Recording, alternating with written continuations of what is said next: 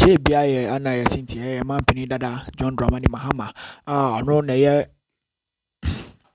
Frankatuni kasi de ma the National Democratic Congress e twene tiawa de kano chinyama nyoko NDC no so oyare ama akwakutem ye kwalabu ama oje ayarehwe we mu ana EC Electoral Commission aye friend ye Mamejen Mensa ye EC for chairman ono so de baba beto abonten se ohwe yare aye mampini dada John Dramani Mahama ma ohwa nya de Mahama baba FCC anti we declare lawyer Obribu ayin so mrama acting flag bearer farmer the National Democratic Congress we mu ana sedun ketia say owu Mahama yi pa anya asam keto abusuafo yansem no yekokotie se mu kire mu.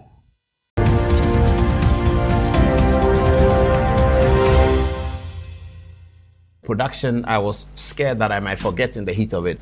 This is on social media. You can check. It's on Halik Musa's page.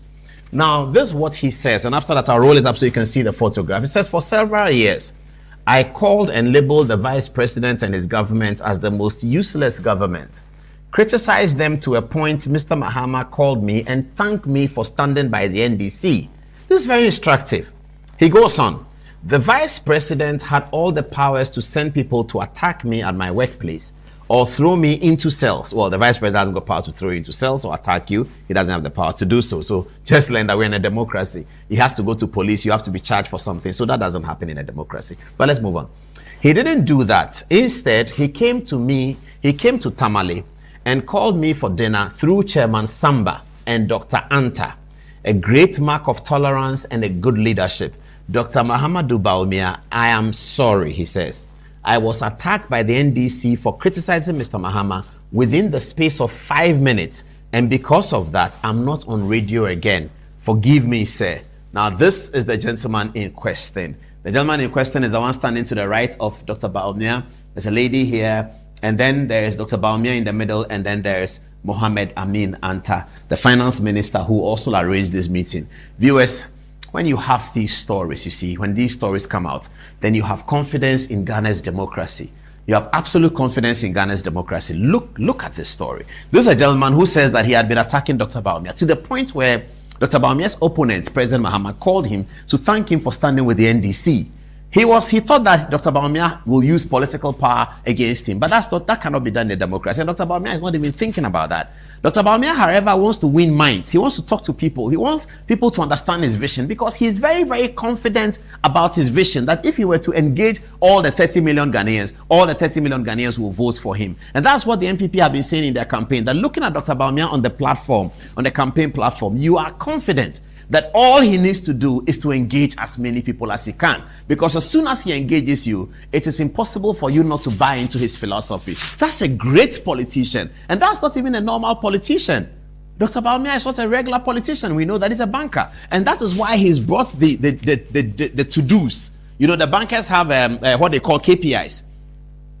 Key performance indicators. And Dr. Bawumia has brought these things into politics and is telling people that, look at me, this is what I've done. This is what I've done. This is the difficulty we have. We've had this difficulty because of this. And the campaign of the NPP are confident that if Dr. Bawumia were to engage anyone, they will definitely buy into his philosophy. He's a politician with an agenda. He's a politician with a message. And that's what we need. We need all our politicians, whether NDC, NPP, independent candidates. Let us generate and grow politicians who have a message, who have something to do about our society, who have something to do about Ghana. If they have led us before, whether in a capacity as member of parliament, whether as DC, whether as president, vice president, and they're coming back to us for a renewed mandate, we have to take them on their record. If we can build a society like that, our youth will be successful. If we can build a society like that, our young people will have hope.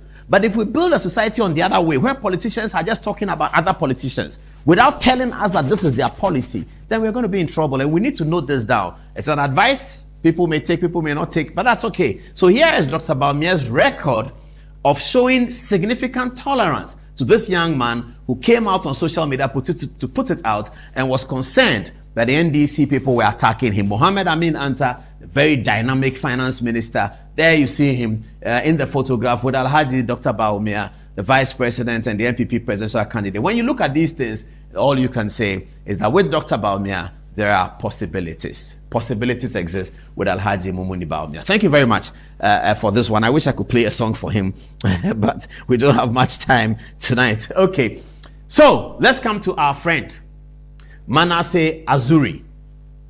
So Manasseh, he puts up this book in total denigration of Akufo-Addo. Total denigration of Akufo-Addo. That's to be understood, of course. If it wasn't Akufo-Addo, Manasseh would still be working at Joy FM. If it wasn't Akufo-Addo, Manasseh would not have been embarrassed with his documentary on what do they call it? The militia thing. He wouldn't have been embarrassed with the most embarrassing documentary he did. Akufo-Addo called him out. That cost him his job at Joy FM. And so naturally he has a problem with Akufo-Addo, which is to be understood. No problem. We're in a democracy. Everybody can write. But whereas this book is a total denigration of Akufo-Addo, people like NAPO have taken stray bullets, haven't they? And I'll come to the NAPO issue. Manasseh can say anything he wants about Akufo-Addo, but let me talk to him directly now. Manasseh, my father and your father had many children, okay? My uncles had many children. I'm sure your uncles also had many children. And some of our parents could not even take care of their children. We know how our fathers were. They have many children, they can't take care of their children. If you look at Akufo-Addo and you feel that you have to denigrate him, remember those children in your hometown who have benefited from free SHS. Now, whether you like it or not, whether any Ghanaian likes it or not, free SHS is the most influential social policy intervention in the history of Ghana. Akufo-Addo's free SHS, wherein he committed taxpayers' money to look after young, poor children, like some of our relatives, like some of our fathers' children. Those of our fathers who had children that they knew they can't take care of. Maybe my father was one, maybe your father was one. We can't begrudge them, they are gone, it's fine. But these are fathers who know the work they are doing, either a watchman, whatever you are, and then you go and have 13 children, you know you cannot take care of them. And that has continued, that process has continued. People still do that. You can't begrudge them, you can only advise them. You can't tell them to stop having children. Akufo-Addo recognized the ills of our father. Manasseh, put his photograph there. Akufo-Addo recognized the irresponsibility of my father and your father. The irresponsibility, the gross irresponsibility, Manasseh, of my father and your father. Our fathers were grossly irresponsible, having children when they know they are watchmen and they can't pay for it. My father and your father did that. Both of us, our fathers did that. It's built with wisdom, it's built with candor, it's built with understanding. That's even in the Bible. Now, the Parliament of Ghana is an important institution of the Ghanaian democratic edifice. If you, Manasseh, as a single person, wants to be popular, so you come and say things like that you cannot even prove about the Parliament of Ghana, I don't know why the members of Parliament on both NDC and NPP are looking at this and laughing about it. I don't know why the clerk of Parliament is looking at this and is not writing to Manasseh to give